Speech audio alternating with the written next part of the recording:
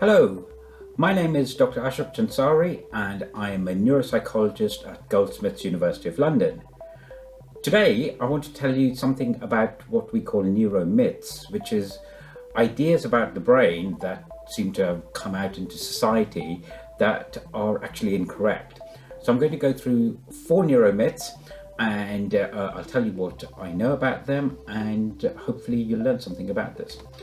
Now, one of the most prominent neuromyths is that we only use 10% of the brain. Now, I don't know where this came out from, but it's a really popular myth, and it's so wrong that it's actually quite funny. Because what it would imply is that if we only use 10% of the brain, I could take an ice cream scoop, take out 90% of your brain, and you'd be fine. Well, unfortunately, we know that with just small amount of brain damage, if it hits the wrong part of the brain, then your life could be severely affected. And so this idea of 10% is complete rubbish.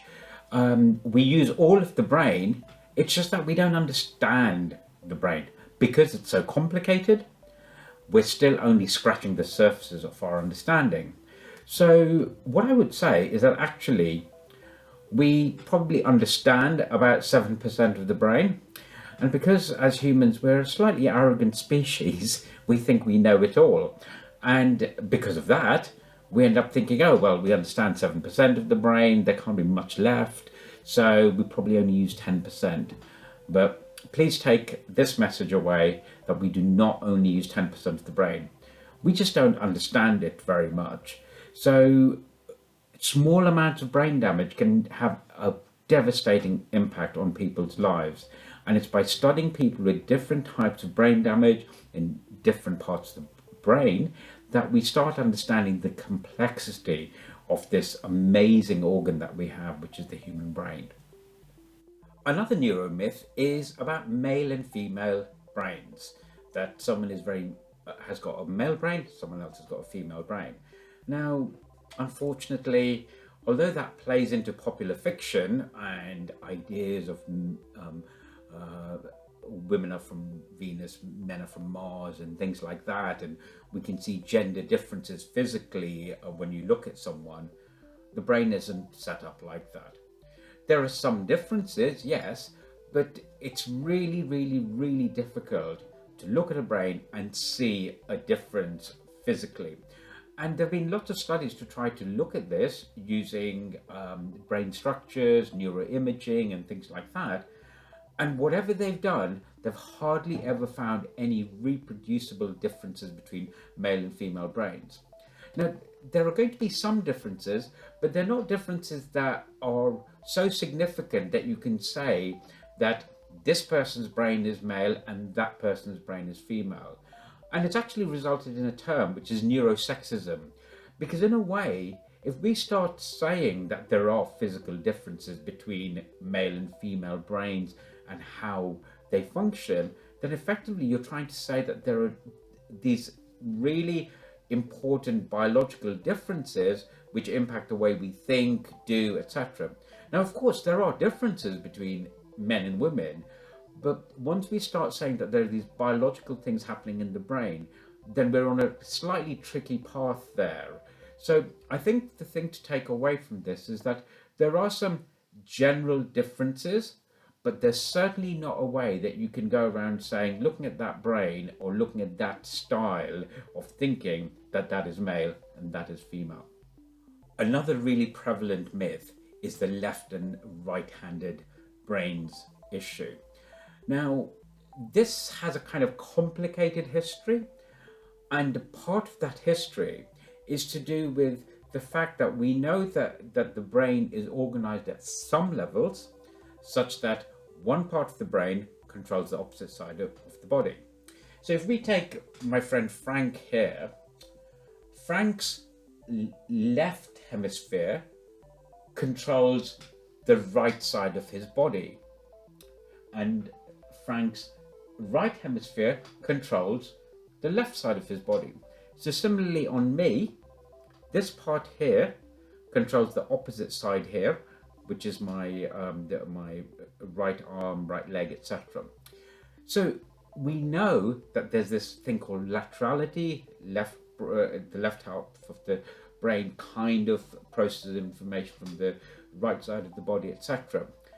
And we also know that there are some differences whereby the left hemisphere seems to be specialized more for little analytic things, and the right hemisphere for more holistic things. And so there is a kind of generalized idea that the right hemisphere has got the more artistic, visually things going on, and the left hemisphere is more scientific, etc. But those are huge, huge, huge gross generalizations. There are these simplistic generalizations, but they're not anywhere to the level that suggests that there's this big dominance, such that you look at my brain or the way I think and say, oh, he's very left. And then look at someone else's brain and say, oh, he looks more like a right brain person. And certainly looking at Frank and speaking to him, we have great conversations, I wouldn't be able to tell whether he was left or right brain. So the takeaway message is that there are some differences, yes, between the left and the right hemisphere, because there's lots of different stuff going on and there is specialization. But to bring it down to one person being left or right brain is a bit crazy. Now, this can impact the way that people approach our learning and things like that. So, for example, I've heard that some teachers are taught that they should create learning environments that are more for left brain or right brain thinking. Now, given that we as neuropsychologists are only scratching the surface of our understanding of how this thing in there works, I don't see how we can make those statements about children's learning and then create learning environments that are appropriate for those learning left and right, etc., etc. So again, the gross generalization has some validity to it in terms of differences between left and right, but that doesn't mean that you can categorize an individual as being left or right brained. The final neuromyth I want to go through is to do with learning styles. And at some point, there's this idea that you can put people's learning styles down to three main styles. Some people are visual, some people are verbal, and some people are more kinesthetic in terms of they prefer movement for their learning. And what that's resulted in is similar to the left and right brain and the male and female brain generalizations, is this idea that you can categorize a person as one of those three different learning styles. Now, I can say that I prefer things more visually, so I like seeing graphs and visual images rather than reading about them, but that doesn't mean that I'm only a visual person. If you gave me writing about that information, I'd still be able to understand it. So yes, I can have a preference, but that doesn't mean that you can boil me down to one type of learning. And so whilst it's useful as an explanatory way to talk about the fact that you can learn in different ways, categorizing an individual as verbal, visual, etc., is a bit crazy and overly simplistic. Now, this might just be a silly thing that some people talk about, but in fact, when it starts getting into society and the way that people approach things in everyday life, that's where it becomes problematic. So, for example, in 2005, at the launch of the Centre for Neuroscience in Education at the University of Cambridge, school teachers reported that they received more than 70 mail shots a year encouraging them to attend courses on brain-based learning. Now, that was in 2005, before this thing called the internet had really got going. Whereas today, those teachers will be getting way more than 70 mail shots a year, probably 70 emails a week, asking them to take on this type of learning package, that type of learning package, etc. So, whilst we have these neuro myths that can be something that you can talk about over a coffee or a drink or whatever, the fact that they can get into the way that society behaves is rather worrying. Now, as an example of this, what we get is silly things that are then sold as a way to do life. And an example of this is something called a brain gym that I'd heard of.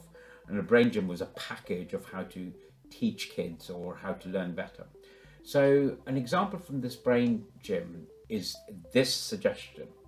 So hear what I'm going to say. It says, make a C shape with your thumb and forefinger and place either side of your breastbone just below the collarbone. Gently rub for 20 or 30 seconds while placing your other hand over your navel. Change hands and repeat. So you do that, etc. And according to this brain gym, this exercise stimulates the flow of oxygen carrying blood through the carotid arteries to the brain to awaken it and increase concentration and relaxation. And another thing is that drink a glass of water before brain gym activities. As it is a major component of blood, water is vital for transporting oxygen to the brain. Now, this is just complete rubbish. Of course, water is important. We need it for life.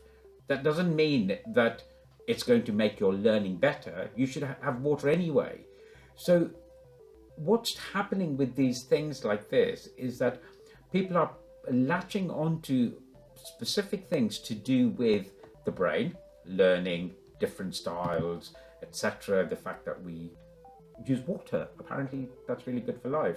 But apparently that if you use that water, it's going to make you better for learning. No, have the water because it's good for your life. It's not going to make a difference to your learning.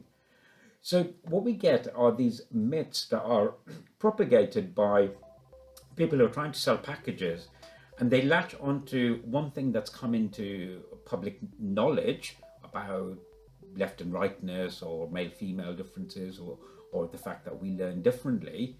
And then people create packages that they then sell without any scientific validity to it.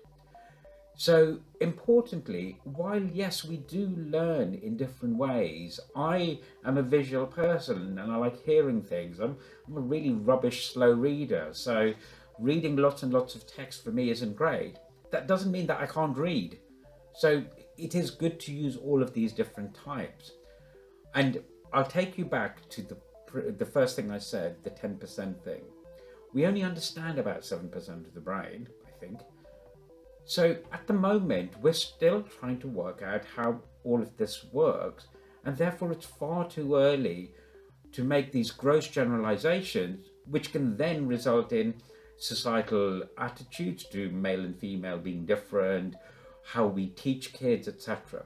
So I think it's really important that when you hear something about the brain, you check whether it's correct or not. Because trust me, there's a lot of neuromythology and what I call neurobollocks going on out there. Okay, I hope that you found this little session on neuromyths useful. Please make any comments or questions that you have about this little video in the comment section on YouTube. Subscribe to my channel, Dr. Ashok Jansari Neurotalks, and look forward to giving you another lesson soon. Goodbye.